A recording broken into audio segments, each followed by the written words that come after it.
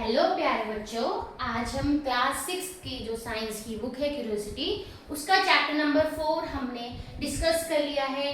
Book से हमने उसको लाइन टू लाइन समझा है और साथ ही साथ उसके नोट्स को भी पूरा हमने एक वीडियो के थ्रू समझ लिया है। वो आप पिछली वीडियो में देख सकते हैं।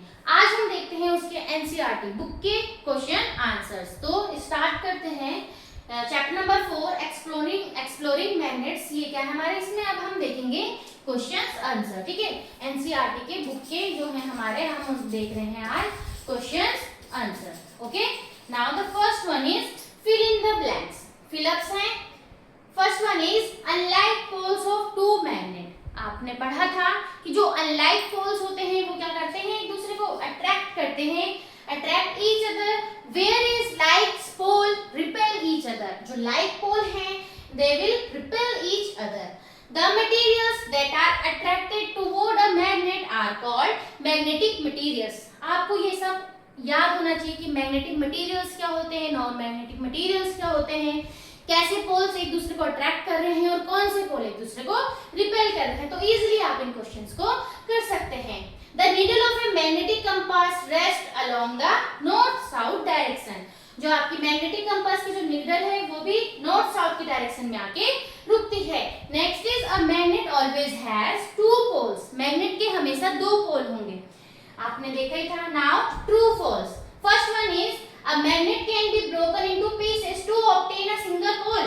क्या हम मैग्नेट को ब्रेक डाउन करके उसको सिंगल पोल में ला सकते हैं? नहीं। आप अगर मैग्नेट को जितने भी उसके टुकड़े कर दें, हर एक टुकड़े के कितने पोल्स होंगे?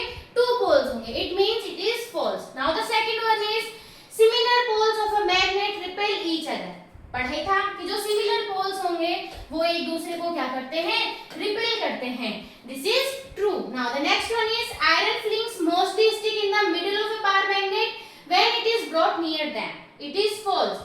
कि जो बार मैग्नेट है और जो आपकी फीलिंग्स वो ज्यादातर एंड में आके स्टिक करती हैं, बीच में बहुत कम अमाउंट में आके स्टिक करती है। यहाँ पे उल्टा लिखा है, it means it is false. Now the next one is freely suspended bar magnet always aligns with the north south directions. ये आपने एक्टिविटीज के थ्रू भी देखा था कि कैसे एक बार मैग्नेट है, फ्रीली हैंगिंग बार मैग्नेट है, वो हमेशा नॉर्थ साउथ की डायरेक्शन में आके रुकती है। It means it is true. Now the next one is, यहाँ पे भी आपको फिलअप्स गिवन है। ये आपने नोट्स में भी समझा था कि कैसे जो नॉर्थ एक जैसे पोल है वो क्या करेंगे? रिपेल करेंगे। नॉर्थ साउथ क्या करेंगे? अट्रैक्ट करेंगे, attraction. South north attraction and south repulsion. क्या करेंगे? रिपेल करेंगे। तो ये थे आपके क्वेश्चंस, कुछ एमसीक्यूज, ट्रू फॉल्स, और यहाँ पे ये फिर से सॉरी एमसीक्यूज थे, फिलअप्स थे एंड ट्रू फॉल्स थे। फिर से यहाँ पे एक कॉलम के तौर पे दिया था। Now the next one is a third performed an experiment in which he took a bar magnet and rolled it over a heap of steel U-clips. ये बार मैग्नेट लिया और इसके ऊपर उसने उसको क्या किया? रोल करवाया। According to you, which of the option given in table is likely of steel U-clips to be observation to his observation? अब आपने देखना है यहाँ पे जो आपको टेबल दी है इसके अकॉर्डिंग आंसर सही क्या होना चाहिए। तो हमारे पास ये जो मैग्नेट है इसकी ये पोजीशन गिवन है, ए बी एंड सी। ये ठीक है, इस तरीके से दिया गया है, ए बी एंड सी। तो आपको बताना है कि सबसे ज्यादा जो ये क्लिप्स है वो कहाँ पे जाके अट्रैक्ट होंगी। अभी आपने देखा भी कि जो मैग्नेट के जो एंड होता है उस पे आके सबसे ज्यादा अट्रैक्ट करती हैं। तो पोजीशन ए पे 10, पोजीशन बी पे 2, पोजीशन सी पे 10। सेकंड वाला है 10 10 2 2 10 10, ये 10 10 10। तो कौन सा वाला सही होता है कि पोल्स में आके सबसे ज्यादा अट्रैक्ट करते हैं, यानी कि ए और सी में आके सबसे ज्यादा अट्रैक्ट करेंगे और बी में कम अमाउंट में होगा। It means option 1 is correct. Position A पे 10 है, पोजीशन बी पे 2 है, पोजीशन सी पे 10 है। The correct answer is 1। क्यों? The poles attract the maximum number of U-clips। जो पोल्स है वो सबसे ज्यादा अट्रैक्ट करती है, while the middle attract the least. और मिडिल में सबसे कम क्या होता है? अट्रैक्शन होता है। Now the question number 5 is Reshma bought 3 identical metal bar. उसने क्या किया? 3 आइडेंटिकल मेटल बार लिए, 3 लिए एक जैसे, ठीक है, 1 2 और एक जैसे लिए, ठीक है। Out of these bar 2 were magnet and 1 was just a piece of iron. उसने 3 तो ले लिए लेकिन उनमें से 2 मैग्नेट है और एक आयरन का टुकड़ा है, आयरन बार है, लेकिन उसको नहीं पता। तो how will she identify which two amongst the 3 could be magnet without using any other material. अब उसने क्या करना है, उन 3 को ही लेकर, जो 3 वो मेटल के बार लेकर आए, उन 3 से ही उसने पता लगाना है कि इसमें से कौन सा मैग्नेट है और कौन सा आयरन बार है। तो ये आपने एक एक्टिविटी भी देखी थी कि कैसे एक इसको हम समझते हैं with the help of repulsion. किससे समझते हैं हम? रिपल्सन से, कि अगर 2 मैग्नेट हैं वो क्या करेंगे, अट्रैक्ट भी करते हैं और रिपेल भी करते हैं। लेकिन अगर हम आयरन बार लेकर आए तो आयरन बार हमेशा क्या करेगा, मैग्नेट की तरफ हमेशा अट्रैक्ट होगा। तो if bring the end of the bar close to each other one by one, if 2 bars repel each other it means both are magnet। अब दोनों अगर एक दूसरे को रिपेल कर रहे हैं, वहां पे हमें पता चलेगा कि वो क्या है, मैग्नेट है। The remaining bar which never cause repulsion is the iron bar. This is because repulsion is a sure test of a magnet। ये हमें किसके थ्रू पता चल रहा है, with the help of repulsion। जो आयरन है वो कभी भी रिपेल नहीं करेगा, वो हमेशा अट्रैक्ट ही करेगा। तो इस रिपल्सन के थ्रू हम पता लगाएंगे कि उनमें से कौन मैग्नेट है और कौन आयरन बार है। Now the question number 6, you are given a magnet which does not have the poles mark. आपके पास एक मैग्नेट गिवन है और उसके पोल्स को मार्क नहीं किया है। सिंपल आपको पता है कि हाँ ये एक मैग्नेट है। How can you find its pole with the help of another magnet which has its pole mark. अब आप कैसे पता लगाएंगे, ठीक है? तो देखो, मान लो हमारे पास 2 मैग्नेट है, इसके हमें पोल्स नहीं पता, लेकिन हमारे पास दूसरा मैग्नेट है जिसका हमें पोल्स पता है, ये नॉर्थ है और ये साउथ है। तो अब आप क्या करेंगे, इस वाले मैग्नेट को जब इसके पास लेके जाएंगे, अगर ये इसकी तरफ अट्रैक्ट कर रहा है, it means this side is south, it means this pole is south and this one will be north. आपको क्या करना है, उन दोनों को एक दूसरे के पास लेकर आना है। अगर मान लो इस मैग्नेट को मुझे पता है कि इसका ये नॉर्थ पोल है और दूसरे मैग्नेट को अगर मैं इसके पास लेकर आ रही हूँ और ये क्या कर रहे हैं, मान लो इन्होंने क्या किया, रिपेल किया, इट मींस इसका इधर वाला पार्ट भी क्या हुआ, नॉर्थ हुआ। और अगर वो अट्रैक्ट कर रहा है, अगर ये साउथ नॉर्थ है तो ये क्या हो जाएगा, फिर ये वाला साउथ हो जाएगा। तो इस तरीके से हम किसको पता लगाएंगे। तो bring the north pole of the marked magnet near the end of a unmarked magnet. If they repel, that end is also the north pole. If they attract, that end is the south pole. The other end will be the opposite pole. आपको एक पोल के बारे में पता लग जाएगा तो दूसरा पोल आपको पता चल जाएगा। तो इस तरीके से हमने उनकी अट्रैक्शन और रिपल्सन से पता करना है। हमेशा पता होना चाहिए कि लाइट पोल्स क्या करेंगे, रिपेल करेंगे एंड अनलाइट पोल अट्रैक्ट करेंगे। Now the question number 7 is a bar magnet has no marking to indicate it poles. एक बार मैग्नेट है और उसमें कोई मार्किंग नहीं है। How will you find out near which end is north pole is located without using another magnet. अब इसमें पहले हमारे पास क्या था, एक था, उसके हमें पोल के बारे में नहीं पता था, लेकिन दूसरा हमारे पास गिवन था, तो हमने क्या किया, अट्रैक्शन और रिपल्सन से पता लगा लिया। अब हमारे पास एक मैग्नेट है लेकिन हमारे पास कोई और नहीं है, कोई और मटेरियल नहीं प्रेजेंट है, सिर्फ एक ही बार मैग्नेट है।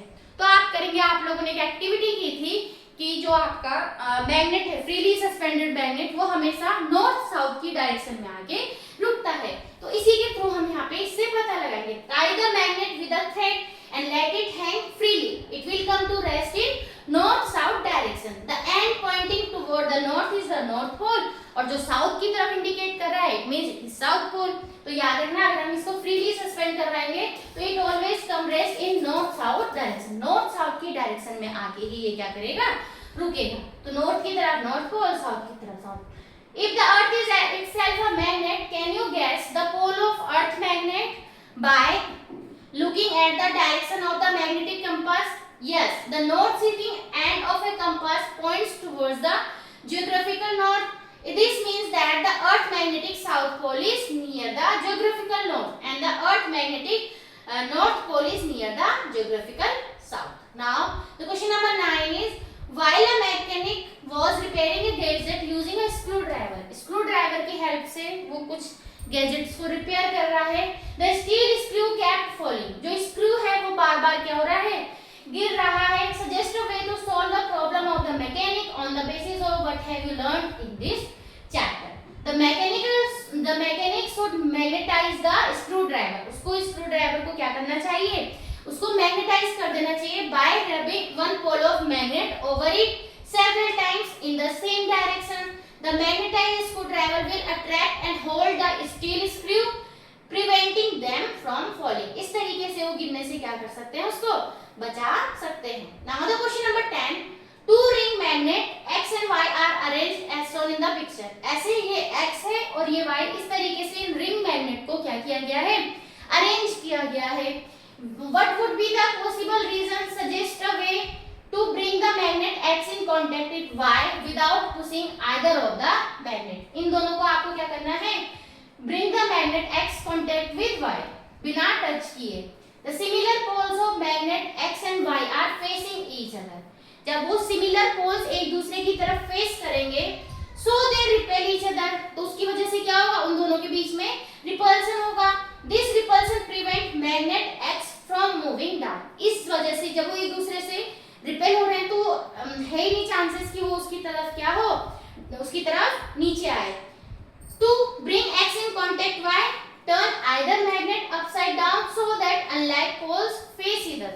और अगर हमें उनको एक दूसरे को पास लेकर आना है तो किसी एक मैग्नेट को अपसाइड डाउन उल्टा कर देंगे, तो उससे क्या होगा, अपोजिट पोल्स हो जाएंगे और अपोजिट पोल होके वो क्या करेंगे, एक दूसरे को अट्रैक्ट करेंगे और इस ऐसे वो क्या एक दूसरे के कांटेक्ट में आ जाएंगे. Now the question number 11 is three magnets are arranged on a table in the form of the shape shown in figure. What is the polarity N और S? आपको क्या कर रहा है, यहाँ पे ये मैग्नेट है, 1 2 3 मैग्नेट यहाँ पे रखे हैं, इस तरीके से रखे हैं और आपको क्या बताना है, इसमें 1 2 3 4 5 6 इन सब में बताना है कौन सी पोलैरिटी, यानी कि कौन सा पोल है वहां पे, नॉर्थ साउथ, है ना. सिर्फ आपको क्या है कि जो 5th नंबर वाला है इसका आपको पोजीशन पता है, तो आप खुद पता लगाएंगे. देखो अगर ये नॉर्थ है तो 6th वाला कौन सा हो जाएगा, देखो उसका उसी एक ही मैग्नेट है, ये नॉर्थ है तो दूसरा कौन सा होता है, साउथ हुआ. अब देखो ये नॉर्थ है, ये एक दूसरे से इससे अटैच हुआ यानी कि इसकी तरफ अट्रैक्ट हुआ है, तो अट्रैक्ट हुआ है it means opposite pole present होगा, it means fourth one is south pole. Okay, now this one is south, इसी मैग्नेट का अगर ये साउथ है तो थर्ड वन क्या होगा, ये नॉर्थ होगा. ओके, अगर ये नॉर्थ है और ये अट्रैक्ट कर रहा है it means this is south and if this is south then one is north. तो इस तरीके से हम इसकी क्या लगा सकते हैं, पोलैरिटी पता, एक गिवन था आपको, इसी से ही आपने सबके बारे में पता लगा लिया कि कौन सा नॉर्थ है कौन सा साउथ पोल है, with the help of attraction and repulsion property. ठीक है, उस अट्रैक्शन और रिपल्सन प्रॉपर्टी के थ्रू कि कैसे लाइक पोल्स रिपेल कर रहे हैं और अनलाइक पोल अट्रैक्ट कर रहे हैं. तो यहाँ पे हमने देखा अट्रैक्ट हो रहे हैं, it means if 5th number is N then 4th will be S. Okay, तो इस तरीके से इसका आंसर आप लिख सकते हैं, since and 5th is north then 4th is south, 3rd is north, 2nd is south, 1 is north, 6th is south. तो पोलैरिटी क्या हो गई इनकी, 1 की N, 2 की S, 3rd की N, 4th की S, 5th की N और 6th की S. तो इस तरीके से आपने देखा कि कैसे वो अरेंज हुआ है. तो यहाँ पे आपका जो ये चैप्टर है, चैप्टर नंबर 4 एक्सप्लोरिंग मैग्नेट्स, आपका पूरा कंप्लीट होता है नोट्स के साथ में, चैप्टर एक्सप्लेनेशन के साथ में और साथ ही साथ इसके बुक के क्वेश्चन आंसर आपने देखे. तो ये चैप्टर पूरा कंप्लीट हुआ है. तो अगर आपको समझ आए please like share and subscribe, और साथ ही साथ इसके बाद हम देखेंगे अगली वीडियो में हमारा इसका नेक्स्ट चैप्टर हम समझेंगे, चैप्टर नंबर 5 जो भी होगा वो हम नेक्स्ट क्लास में देखेंगे. तो प्लीज इस चैप्टर को अच्छे से समझिएगा, बहुत अच्छा चैप्टर है और बहुत इजीली समझ आ रहा है, बस आपके कॉन्सेप्ट क्लियर होने चाहिए. उससे क्या होगा, आप देखना ये जो क्वेश्चंस है आप इनको अपने आप से सॉल्व कर सकते हैं, आपको ये देखने की भी जरूरत नहीं पड़ेगी अगर आपने चैप्टर को अच्छे से समझा है. तो तब तक के लिए नमस्कार, बाय बाय.